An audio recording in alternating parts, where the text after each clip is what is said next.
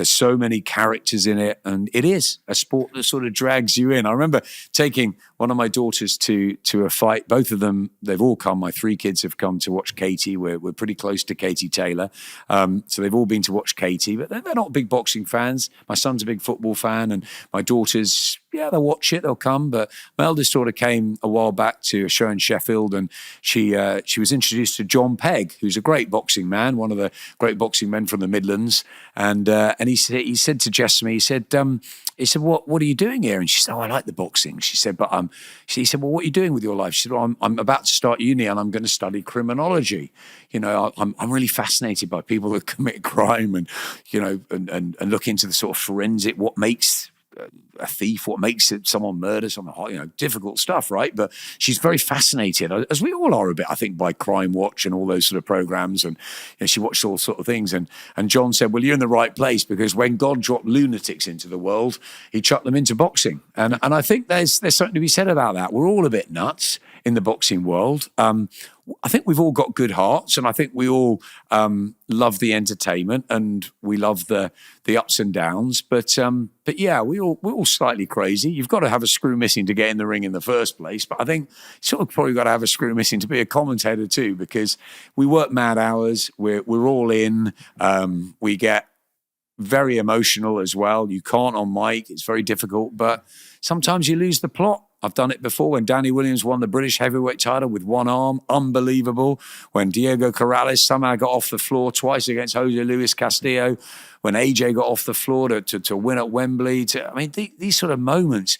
I bumped into a guy who said, oh, Scott Dixon sends his best. You might not know Super Scott Dixon. He had a fight with Derek Roach in the Midlands for a British welterweight title many years ago. I mean, they got off the floor so many times. It was extraordinary what they went through. Alex Arthur and Michael Gomez, Matt Macklin and Jamie Moore. That's at British level. Mm.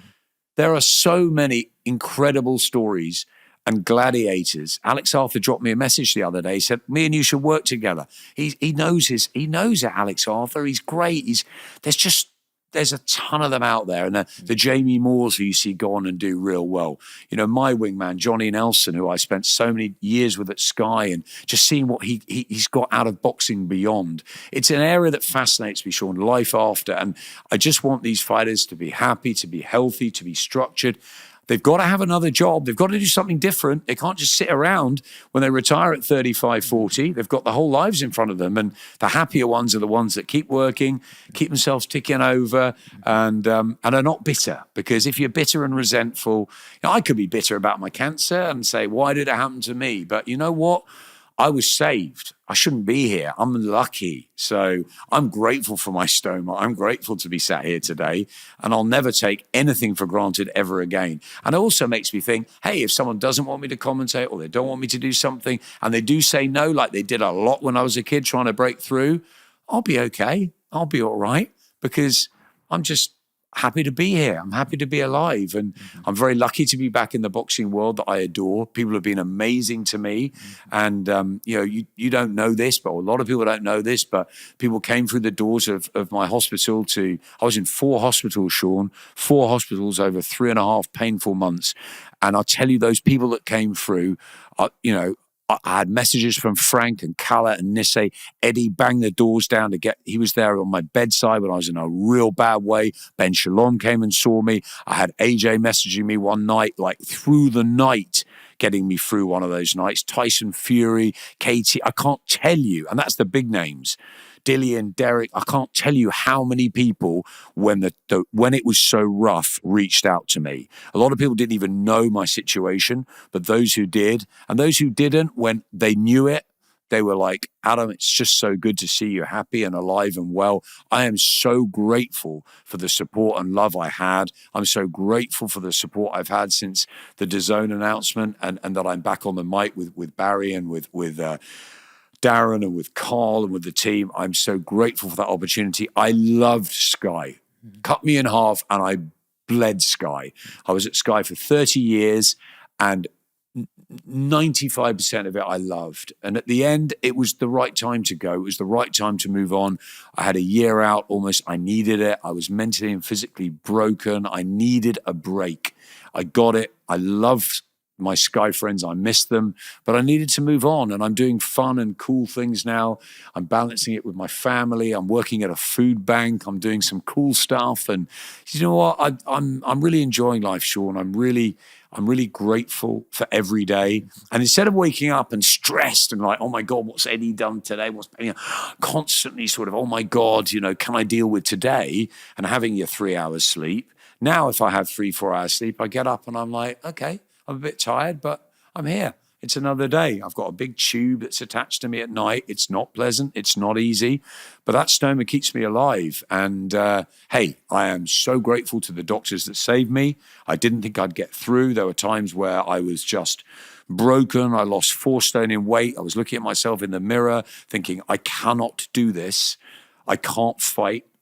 I'm not a fighter. I'm a lover, not a fighter. I can't fight. I couldn't go in a ring, but I had to fight for my life, and it was really hard. And I guess I'm just really grateful that I'm through that. And hey, look, I have my scans, and I don't know what the future holds. None of us do. What I do know is that for today, I'm really happy, and tomorrow I'll deal with. But yeah, I feel very grateful to be here. Mm-hmm. So a lot of people don't know a lot about certain cancers, and I'd love, for you to talk us through some of the things that you went through in a little bit more detail. I can resonate with you here a lot because my mum's going through cancer right now, and unfortunately they found out stage 4, which is already broke stomach lining in the fat tissues. CT scans, I didn't know what PET scans were before. I didn't know any of these things, and then chemo to push things back. She's past the stage where you could even do an operation to cut it out. So it's like on borrowed time. So every day is gratitude and Absolutely. giving thanks. I'm sorry to hear that, but also you're right. Every day is very important. The one thing is, Sean, is that we all are born and we all die. So, and there's ways of thinking about it. You can think you're invincible. You can be really frightened of it, but ultimately, going through that with your mum, and as I said, I'm really sorry to hear that. And it's about accepting and enjoying what time you do have, because as I said, all of us are not going to be here. It's a short window. I lost a couple of friends, one in my 20s.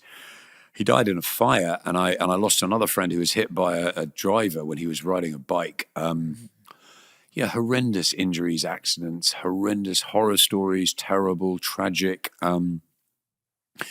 So yeah, look, you don't know which way life's going to go. And I think that, the time you have with your mum, just enjoy every moment. And and I hope that she's got what she wanted out of life up to this stage. I think that's another way of looking at it. I knew Colin Hart had terminal cancer a few weeks before he died. And we spent time talking about what he thought about his life, and the fact that he was at a stage where he was very pragmatic, and he said, I've enjoyed my career at work, and I've loved my family life. And he was very, very accepting of it. And I think that's, I guess, the only thing and only place you can be at.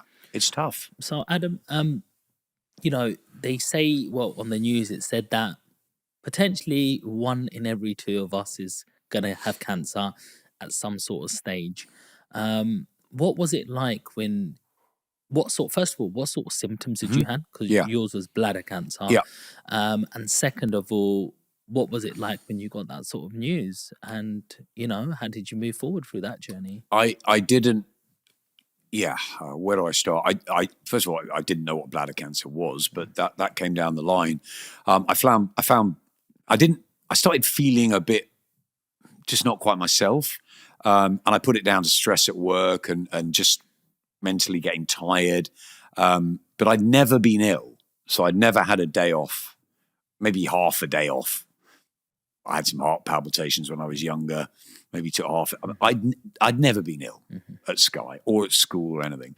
I ran away from doctors. I never went. Never don't want to go to a GP. I didn't want to know what was in my body, because I guess I gave up drinking a long time ago. I don't smoke. I've never smoked ever. So, and I keep myself fairly fit. But of course, the stress of being in the boxing world, running around, and, as we talked about it, the few hours sleep, all that sort of stuff, of course, it can build up, and you can eat badly and all that sort of stuff. But I went to the gym. I was fairly healthy, I guess.